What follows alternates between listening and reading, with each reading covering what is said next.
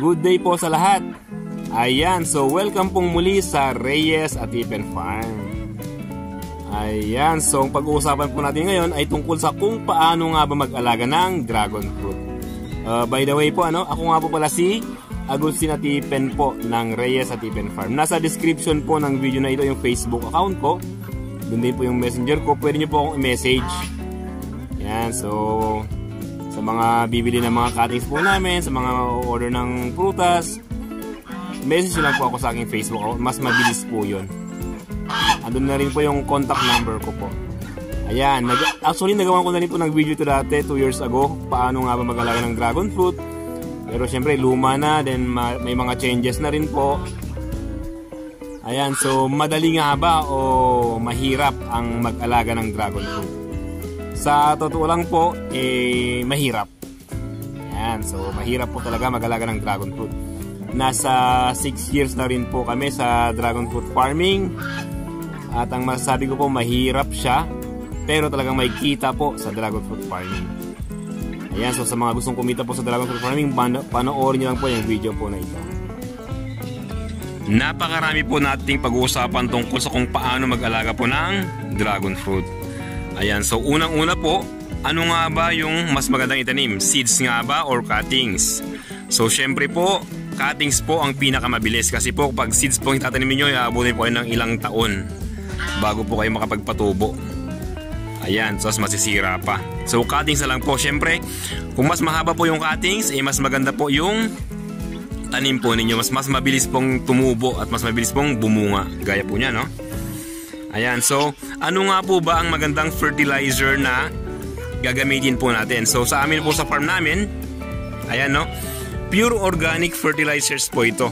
All organic, all natural fertilizers. Ano nga po yung mga ito?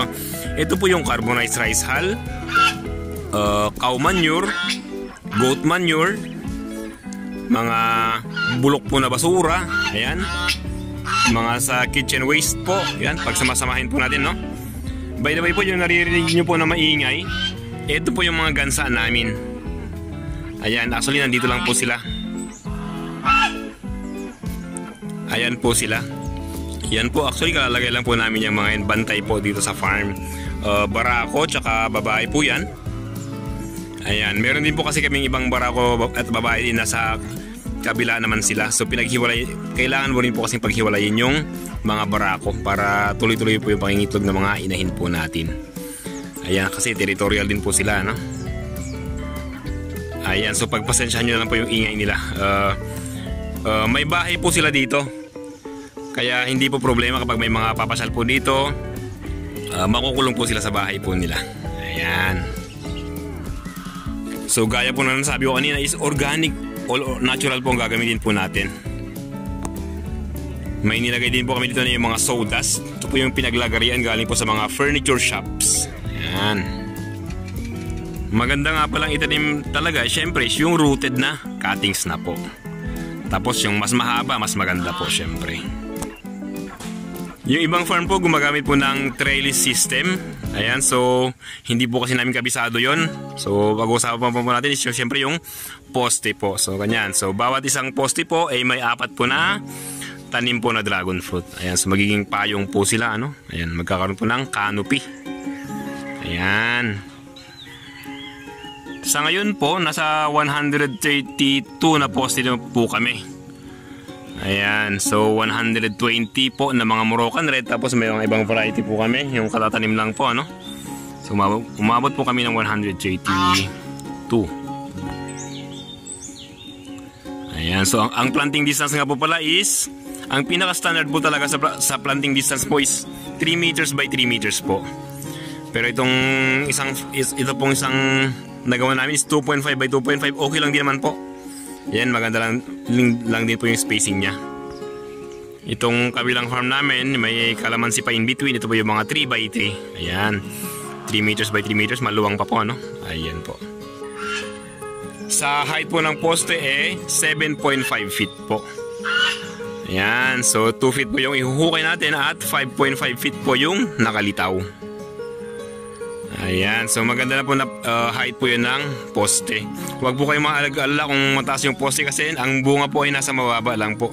So kahit bata po, pwede po nilang abutin yung mga bunga. Ito nga pala yung ilan sa mga bagong tanim po namin, no? So mga Royal Red naman po ito. Ayan. So may mga iba-ibang kaming mga varieties din po, no? So yan po, pag naitanim nyo po, itatali nyo lang po.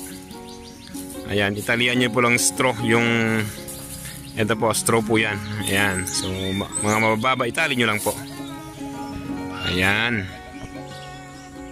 Isa sa mga dapat bigyan nyo ng pansin sa dragon fruit farming ay yung mga problema sa farming, sa dragon fruit farming.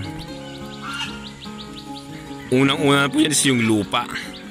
Ayan, kung binabaha po yung lugar po ninyo, syempre itaas nyo po yung lugar na pagtataniman po ninyo kasi ayaw po ng dragon fruit na mababad po sa tubig. Ayan. Tapos sa fertilizers naman po, hindi po kasi namin kabisado yung mga gumagamit ng mga urea, triple 14, yung mga inorganic po ba. Sa amin po kasi pure organic, so ganyan po. Ayan. So kumpara po sa iba, no? Ayan, makikita nyo po na mas okay po talaga yung organic. Ayan, try nyo po mag-visit ng ibang mga farms, no? Ayan. Yung iba po, naglalagay po sila ng mga mataas sa nitrogen gaya po ng urea, mga triple 14 tuwing fruiting season. So yun po, nagsasanga-sanga po yung dragon fruit. Imbis po na magbunga, nagsasanga-sanga na lang po. So bawal po kasi maglagay. Pati actually mga organic, bawal na po maglagay pag fruiting season, yung month of May hanggang November. Ayan, wag na po tayo maglagay mga ganyan. Kung mapapansin po ninyo yung itong farm natin, no, may mga net po siya. Actually hindi naman po kailangan siguro, no, pero dito sa amin kailangan po. Sa iba hindi naman siguro. Pero dito sa amin, problema kasi namin yung mga manok na gala. Ayan, so kinakalahig po nila yung lupa, no. Dati po bato yung nilagay namin, yung coconut, yan hindi talaga effective. Naisipan po namin is net po. So yan, wala na pong problema. Ayan. Isa pang problema is syempre yung mga insekto po, ano? Yung mga fruit flies. Ayan, pag ngayong fruiting season, syempre maraming bunga, ang daming fruit flies. So, solusyon lamang po yan is fruit fly trap. Ayan, so sa mga gustong malaman kung ano yun, i-message nyo lang po sa ilalim ng video na ito. I-send ko po sa inyo yung link ng video, yung fruit fly trap na ginagamit po namin. So, yung mga prutas po natin dito is hindi po tinutusok ng mga insekto. Ayan, yung mga langgam, 7 insecticide lang po yan. Tuwing summer po, yan yung grabe, yung March, April, yung ganyan po, ano? Kailangan po talaga natin magdilig ng ating mga tanim. Yan, so pahirapan po lalo sa mga lugar na walang patubig. Kaganda lang po sa amin, no, is talagang pinaghanda na namin, may hose na po. Ayan. Ito nga pala, may sprayer tayo dito. Pag nagpo-pruning kasi tayo pala ng cuttings natin, no? Kailangan, ayan, ito nga ba is pruning shear.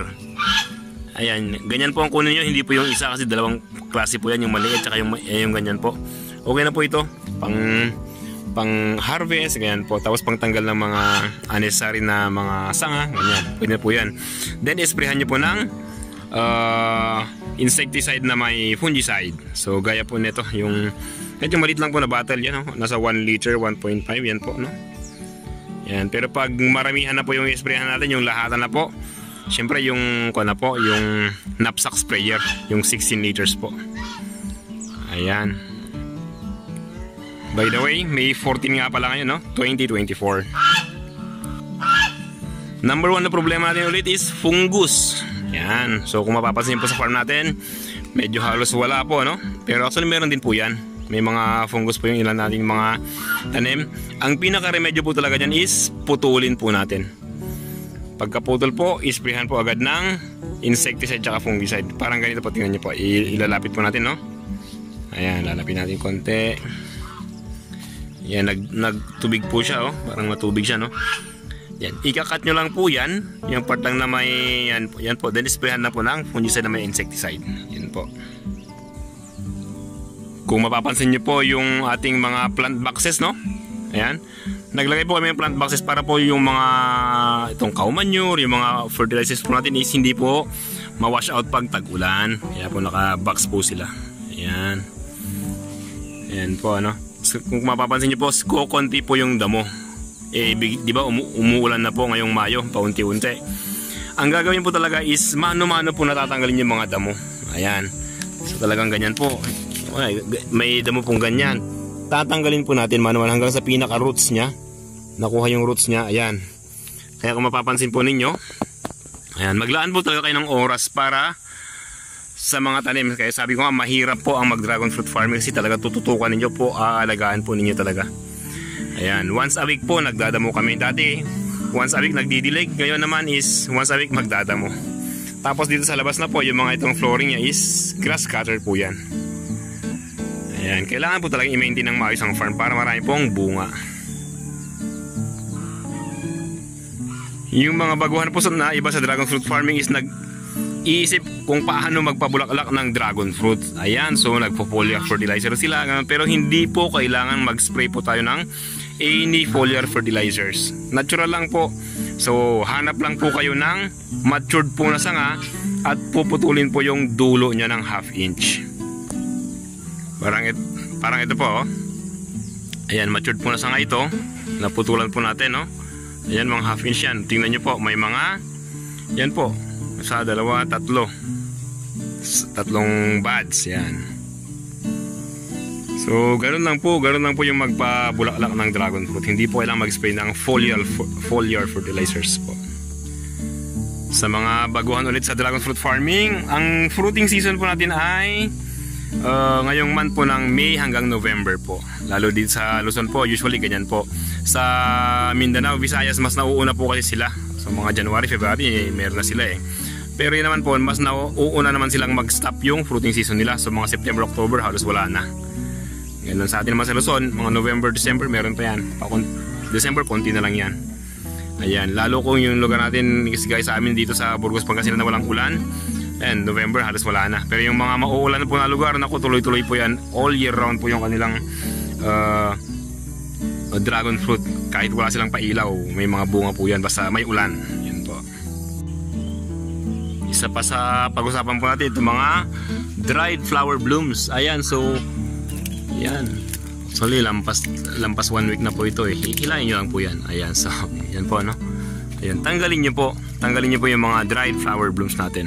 Ayan po, no? Tatanggalin po natin to. Yan, tatapon po, iipunin, ilalayo po natin dito sa farm. Ayan. Tanong naman ng iba, paano mapalaki ang bunga ng dragon fruit? Ayan, paano mapatamis? Ayan, so sa pagpapalaki po at sa pagpapaganda po ng ugat ng dragon fruit, kalpos po ang mainam dyan. Ito po yung mataas sa calcium at phosphorus po. So sa amin, natural pa rin siya. So ito po yung eggshells po na binabad sa suka.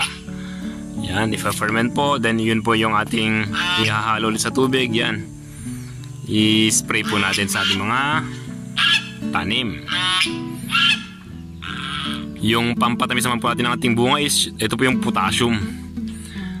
Ayan, so sa iba ito yung 1616. Sa amin naman po is gamit po namin yung pinagbalatan po ng saging. So binababad lang po sa tubig at yun po yung ating ipinandidilig. Yan po. Ayan, lastly ayan, kailan pwedeng harvestin? So paano mag-harvest? Ayan, pruning shear. I-cut nyo lang po. Actually, kahit nga dito pwede nyo yung ayan dito, pwede po. Cut nyo po dyan. Ayan, no? Okay. Ayan, so ito po, na-harvest po natin. Ayan, no? Usually, ayan. So mga pangunang mga bunga pa lang po kasi ito. Ayan, no? Nasa mga 400 grams din. More or less. Isa sa pinoproblema ng mga dragon fruit farmers po yung market naman po. So saan daw magbebenta? Sa dragon fruit farming po kasi hindi po maganda magsimula po kayo ng maramihan. So sa farm po namin nagsimula lang po kami sa 7 po na poste. So mga 7 years ago po yun, no? Unti-unti po dun po lumaki kasi yung aming market. So sa 7 po na poste po namin, yung mga nakaharvest po namin doon is na ibebenta po namin. Nakikilala po ng mga tao. So naipapasa-pasa ng mga tao sa ibang mga bayan-bayan. So by words of mouth lang po, So ayan, hanggang sa nagkukulang kami ng supply, nagdadagdag po kami. So after ng 7 poste po, naging 30 na poste, naging 45 po na poste, hanggang sa naging 120, then ngayon nga nasa 182 na poste na po kami. Yan, so maabot po ito ng mga 500 kilos a month. So medyo may El Nino nga lang, kaya ganito po, ano, mahirap yung production. Pero yan po inaabot natin mga farm ng ating mga kilos, 300 to 500 kilos. So yun lamang po sa video po na ito, no? So kung may mga questions po kayo, pag-usapan po natin muli sa comment box. Ayan, at kung may mga video po kayo, topic po na gusto nyong i-topic po namin, i-message nyo rin po sa ating comment section at pag-usapan po natin. So maraming salamat po sa panonood, and thank you and God bless!